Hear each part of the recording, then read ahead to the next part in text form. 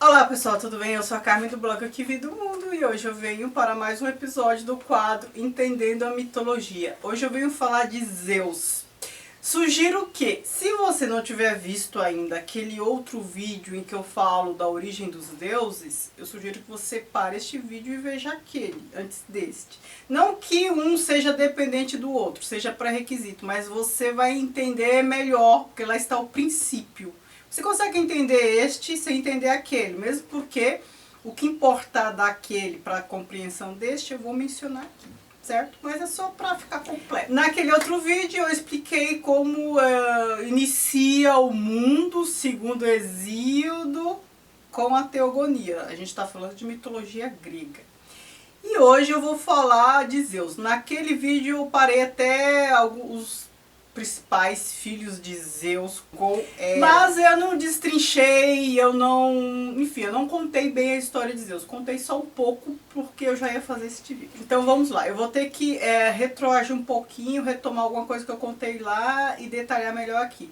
Naquele vídeo eu disse que o Cronos castrou o pai, que tanto ficava em cima de Gaia, né? O pai dele é Urano, o céu, Gaia, a terra, a mãe. Então, céu e terra eram juntos, assim, um em cima do outro, o tempo inteiro. Então, a Gaia paria filho o tempo inteiro. E aí, o Cronos corta, a Gaia consegue uma foice lá pra ele, e ele corta a genitália, o membro sexual do pai, e joga. Isso que ele joga, o sangue cai na terra, daí surgem eríneas, enfim, surgem deuses maus também com essa coisa toda. E o membro cai no oceano, no mar, e o esperma do membro, né, porque ele estava sempre copulando, estava sempre pronto. Do esperma nasce a Afrodite. Por isso que a representação da Afrodite é sempre assim, saindo de uma concha, água atrás, aquela espuma que a gente já remete também ao esperma, enfim. Aí, com a castração, houve a separação. Céu ficou em cima, terra embaixo. E aí a gente tem a atmosfera, tem o vácuo. É este vácuo que possibilitou o surgimento, ou melhor, a sobrevivência dos homens na terra, né? Viver o ar e tudo mais. Deus é imortal, Deus não precisa de nada, certo? Ele já tem a vida eterna. Os homens precisam de coisas para viver. E aí, a gente teve essa separação. Com a castração, e acho que este detalhe eu não contei lá, com a castração, Urano amaldiçoa Cronos. Ele fala para Cronos: você, assim como você fez comigo, você vai ter um filho que vai fazer o mesmo com você, vai te destronar, vai, enfim, tirar a sua supremacia.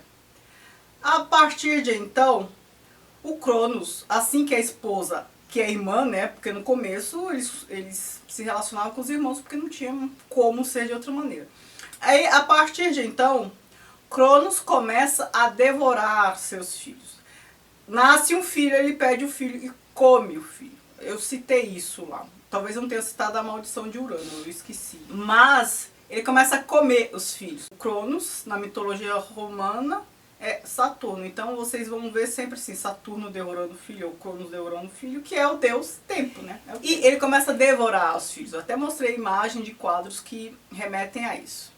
Só que a esposa dele, Réia, quer proteger um dos filhos, resolve proteger algum. E ela protege um deles. Ela engana Cronos, dando pra ele pedra embrulhada assim num pano, dizendo que é filho. Aí ele engole. E este filho que é protegido é Zeus. Então Zeus nasce, ele é criado longe, né, de lá.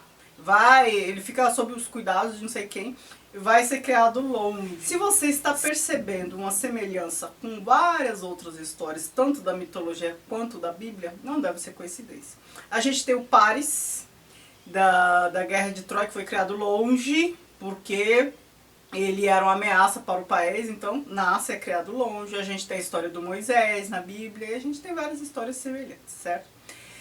E aí, o que acontece? Agora sim começa a história de Zeus. O Zeus é criado longe, só que ele planeja voltar. Depois que cresce, ele volta com a ajuda de Metis, que é a deusa da prudência, a Metis dá a ele uma poção que ele dá para o pai, né? O pai não sabe o que é ele, enfim, ele providencia lá que o pai tome essa poção e a partir dessa poção o pai vomita os filhos que ele engoliu, os irmãos de Zeus, né? Porque senão como é que ia ter a continuação dos deuses? Eu apresentei para vocês os irmãos de Zeus lá no outro vídeo. Por quê? Porque eles foram vomitados. Os deuses são imortais, então assim, Cronos engolia, devorava, mas eles não morriam, eles ficavam grotões não sei onde. Mas eles simplesmente sumiam, mas não morriam. Com o vômito, todos os deuses voltam, os irmãos de Zeus. E aí, com a ajuda dos irmãos, Cíclopes e mais um monte de coisa, ele trava uma guerra com Cronos. A guerra, o destronamento que Urano disse que haveria. É o que a gente conhece como titanomaquia, ou fúria dos titãs. Então, briga de cachorro grande. Zeus e os seus irmãos eles ficam no Olimpo, no Monte Olimpo, e Cronos com outros deuses, acho que irmãos dele também, fica em outro monte lá, que eu esqueci o nome. E eles ficam guerreando, em conflito. Esta guerra dura 10 anos. Aí vocês podem lembrar da Guerra de Troia, que dura 10 anos também, que não deve ser por acaso. Eu falei pra vocês, essa história da origem dos deuses até a organização do cosmos proporcionada por Zeus, essa história toda dá margem a muita coisa que a gente conhece na mitologia grega e até mesmo na Bíblia, né? A partir disso, do que a gente vê aqui, a gente vê as repetições. Se torna uma tópica. O que é tópica? Tópicos, coisas que se repetem, né? E eu já apresentei alguns casos para vocês e vou citar mais. O Cíclopes, ele se proporciona a Zeus o poder dos raios, né? A gente conhece Zeus ficar jogando raio, principalmente na Guerra dos Titãs. Então ele fica de lá jogando raios. Enfim, no fim de 10 anos, Zeus vence a guerra. Gerações diferentes de deuses em guerra. E com essa supremacia, com a vitória de Zeus, a supremacia dele, ele organiza o cosmos. E a gente tem que prestar muita atenção nisso, porque a partir dessa organização do cosmos, a gente tem toda a compreensão do que a híbris proporciona, qual é o peso da híbris. O que é a híbris? A desobediência dos homens em relação aos deuses. Por que a desobediência? Porque é a punição. Porque o homem, quando comete a híbris, que é a desmedida, né, é o descumprimento às normas vigentes, o homem está desarmonizando o cosmos. Então, a gente, quando lê filosofia grega lá antiga, Aristóteles, Platão e tudo mais, a gente tem um entendimento. É essa concepção de organização de cosmos que está lá. Deus organizou o cosmos e cada coisa está no seu lugar. E tudo acontece da maneira como deve acontecer, porque nada está fora do lugar. O cosmos é harmônico. Qualquer tentativa de desarmonizar é punida. Como se tudo já estivesse predestinado. Então, se a pessoa é um lavrador, é porque está determinado que ele seja lavrador, ele não pode fugir do destino e tudo mais. Por isso que quando os oráculos dizem que vai acontecer isso ou aquilo, e a pessoa tenta fugir do destino, não adianta, vai acontecer. Por quê? Por essa ordem do cosmos, algumas pessoas vão se dar bem, outras pessoas vão se dar mal, mas está escrito. Vocês percebem que é um discurso conformista para que as coisas sejam como elas são?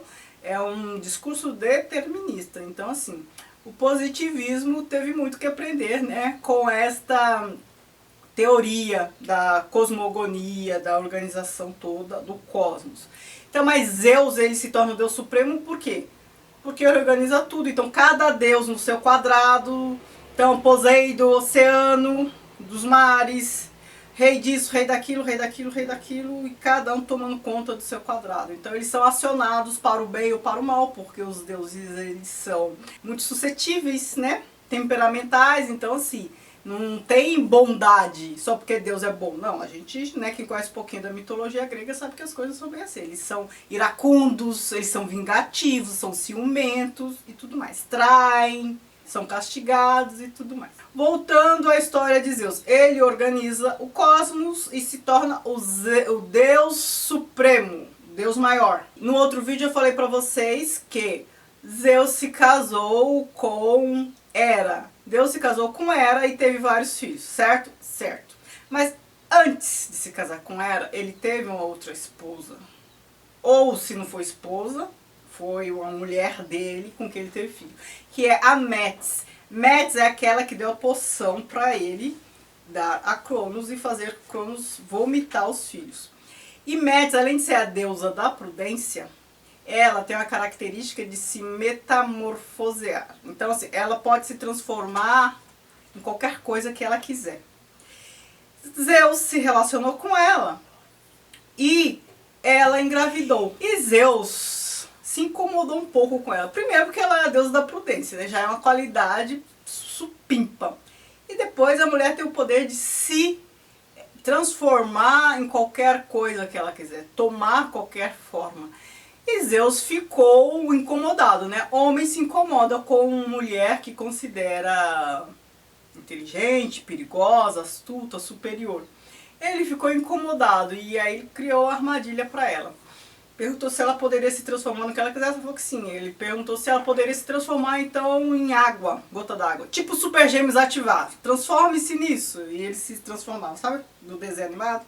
A Metis fez. Ela se transformou em água, poça d'água, gota d'água. O que ele fez? Ele tomou água. E ele ficou com a Metis dentro de si. Ele se apropriou de Metis e, portanto, de seus poderes. Talvez a gente consiga estabelecer uma semelhança disso com várias culturas aí, indígenas, enfim, que comem os mortos para se apropriarem dos seus poderes, das suas habilidades, das suas qualidades. Não sei, talvez seja possível estabelecer aí um paralelo. Mas voltando à história de Zeus, ele engole Metis, ela grávida, e ele fica grávido, né? Ele fica, só que a gravidez dele sobe para a cabeça. E aí ele começa a sentir dores terríveis. Ele é ajudado, acho que Prometeu e algum outro ajuda com machado, né, a parir a criança. Abre a cabeça de Zeus com machado para fazê-lo parir. Não se preocupem, os deuses não morrem. Então assim, ele teve a cabeça rachada e de lá saiu Palas Atena, que é a deusa da sabedoria. Ela saiu da cabeça de Zeus, o deus maior, que é considerada na mitologia romana a Minerva, né? A deusa da sabedoria. Então percebam que Zeus era um deus, e daí já a imortalidade, então já é um poder. Ele superou o pai, aí já vem outro poder, não só do que ele fez depois, mas só de travar guerra com o pai e vencer o pai. Né, o Cronos. Ele libertou os irmãos, daí já vem a gratidão dos irmãos. Ele organiza o cosmos, cada coisa em seu lugar. Ele adquiriu o poder de raios, dados pelos cíclopes.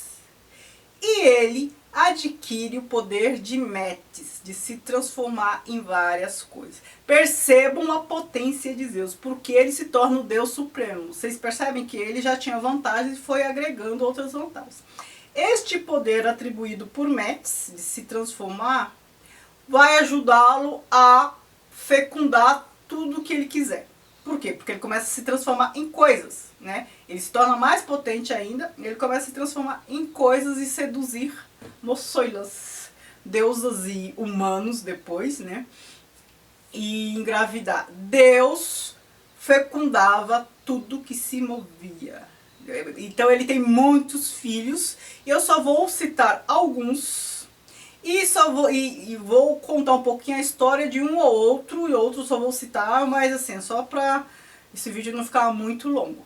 Então ele teve a Palas Atena, deusa da sabedoria, que saiu da cabeça com Metis. Com Hera, ele teve, assim, dos deuses mais famosos, eu até citei no outro vídeo, ele teve Ares, que é o deus da guerra, que é Marte na mitologia romana, Hefesto, que é o Vulcano na mitologia romana. Ele traía demais, fecundava tudo que se movia. Então, assim, era muito ciumenta, né, para segurar esse marido.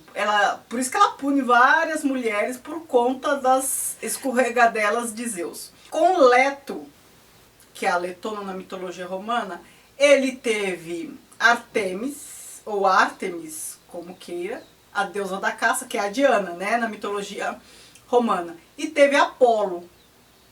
Então, Apolo e Diana, eles são sempre mencionados juntos como irmãos. Eles são irmãos não só porque são filhos de Zeus, mas são irmãos porque são filhos da mesma mãe. Ele teve com Alquimena o Heracles, que a gente conhece mais como Hércules. Ele teve o Perseu com Danae. Quem é Danae? Danae é filha do, acho que, Crísio, se eu não me engano é esse. Ele era rei de Tebas, eu acho. Eu vou deixar aqui o nome e de onde ele era rei. Este rei, pai de Danae, foi avisado pelo oráculo que o neto dele o destronaria ou faria alguma coisa assim, causaria algum transtorno a ele. Ele, por precaução, trancafia a filha Danae numa torre de marfim. Percebam, falei para vocês que as histórias se repetem. Aquilo que aconteceu com Urano, com Cronos, vai se repetir em várias tragédias, em vários mitos. Então, assim como Zeus foi criado longe, né, por conta do medo do pai de ser destronado, a gente vê algo semelhante aqui. Ele trancafia a filha. Esse trancafiamento da filha numa torre de marfim também já nos remete a várias histórias de conto de fadas, né? Percebam que nada disso é por acaso, gente. Isso vai ficando no inconsciente coletivo. Todos esses mitos de geração por geração, os povos vão aprendendo e vão construindo as suas histórias. Ela fica lá na torre. Aí o que acontece? Zeus, com o poder de Metis, ele se transforma numa chuva, sei lá, de purpurina, de prata, não sei. Ele, nesse formato de chuva de alguma coisa, ele fecunda Danae e ela é engravida. E o filho, ela tem um filho, enfim, depois ela sai de lá, ela é liberta de lá da torre. Percebam a história de contos de fadas. Ela é liberta de lá, o filho é criado longe, não sei o quê, e o filho dela é o Perseu. Perseu é aquele que mata a Medusa. E acontece o que foi dito pelo oráculo, né? Eu não vou contar as histórias aqui, gente, senão vira... Percebam que cada deus tem uma história grande por trás, né? Então dá pra ficar contando tudo. Outra história interessante para pontuar este poder de se transformar em coisas e sobre um personagem que vocês conhecem bem. Zeus se transformou no cisne e fecundou Leda. Quem é Leda? Leda é a mãe de Helena de Troia. Ele fecundou Leda, Leda botou 2 ovos, de um ovo nasceu Helena de Troia, de outro ovo nasceu o irmão dela, que eu não lembro o nome. Então assim, nos livros de tragédia grega a gente vê falar que o pai da Helena é Tíndaro, certo? Certo, é o Tíndaro também, que é o marido de Leda, porque é ele que cria, né? O pai é aquele que cria. Mas ela é filha de Zeus, na forma de cisne. Esta passagem da mitologia é pintada. Não só pintada, em artes plásticas de modo geral, pintura e escultura, a gente vê assim em trocentos museus pelo mundo afora. Eu fiz um post no blog sobre a Helena e o Cisne e fui mostrando várias imagens de quase artistas famosos representando isso. Então, eu vou deixar o post aqui para vocês darem uma olhadinha e verem as imagens. Vocês já devem ter visto em museus, alguma coisa assim. Aliás, essas histórias todas que eu estou contando dos deuses, vocês veem representação delas nos museus pelo mundo todo. Vários artistas famosos representando essas histórias por meio de escultura ou de pintura. Se vocês colocarem no Google, por exemplo, Zeus e Leda, cisnes, vocês recuperam um monte de imagens. E é assim com tudo isso que eu estou falando. Dana e Zeus, aí vocês vão ver a imagem da chuva de prata. Lá no blog, eu fiz o post sobre Zeus e os seus, né, os principais. E lá tem várias imagens dessas histórias que eu tô contando aqui. E eu fiz isso no blog há uns 3 anos, pra vocês verem que eu falo de mitologia há muito tempo. Mas vocês querem aqui no YouTube, não só lá no blog, certo? Mas tem lá. Lá eu acho que é até melhor, porque vocês veem as imagens, fica mais fácil. Zeus também é pai de Hermes, que é o Mercúrio, na mitologia romana, que é o mensageiro, né? A gente vê o Hermes, assim, em várias histórias de tragédia grega. Ele também é pai do Dionísio, que é o Baco. Que mais? Mas aí com outras mulheres, né? Cada um com um, então ele tem filho pra caramba. E uma outra famosa com quem ele tem filho com a própria tia, que é a Mnemosine.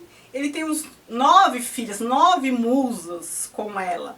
Então, essas musas das artes, de modo geral. Então, musa da música, da poesia, de não sei o que, da dança. Com ela, com a Mnemosine, ele tem essas filhas todas, essas deusas. Então, se a gente se lembrar de Homero, Ilíada, Odisseia, quando ele pede lá no introito, ele faz uma invocação às musas. Por que às musas? É a deusa Mnemosine, por conta da memória, e as musas, porque musa da música e tudo mais. Porque a Ilíada era cantada. A Ilíada, a Odisseia, esses poemas épicos eram cantados. Então, musa da música. Então ele cantava, né? Era tudo versificado e era cantado. Eu tinha uma professora de estudos clássicos, a Juliana Ragusa, professora da USP. Eu lembro que ela cantou o introito de Helena em grego arcaico. Coisa linda, assim, maravilhosa. Eu não entendi uma palavra, mas tinha uma sonoridade assim, maravilhosa. Eu fiquei imaginando o que era aprender história, mito, desta forma, pela oralidade e musicada, né? Maravilhoso. Bem, em suma é isso. O que eu destaco dos poderes todos que Deus conseguiu ter, né? E daí como ele foi se apropriando e dominando tudo, e da harmonia cósmica. Tudo que a gente aprende depois de castigo, né, aos homens é por ferir, é uma tentativa de desarmonizar essa ordem. Eu imagino que vocês já devam até ter lido alguma referência a isso nesses textos clássicos, né? Quem está acostumado a ler. Sempre há alguma referência à ordem de Zeus, a harmonia dada por Zeus, alguma coisa assim. É isso, depois da guerra, com Cronos, tal, ele organizou, ordenou tudo e tudo está no seu lugar. Tudo tem que estar no seu lugar. Aristóteles faz muita referência a isso, até mesmo para explicar as coisas, né? Para explicar o mundo antigo, o mundo grego, de acordo com a ordem de Zeus.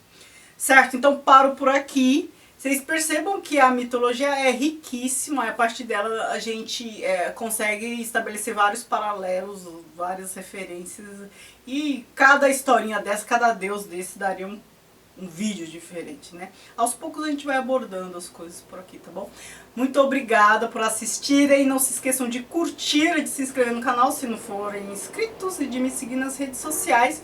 O Que Vi do Mundo, Instagram e Facebook, que é a página do blog. Comentem também, digam o que vocês sabiam dessa história toda, de alguns desses deuses. Obrigada, beijos.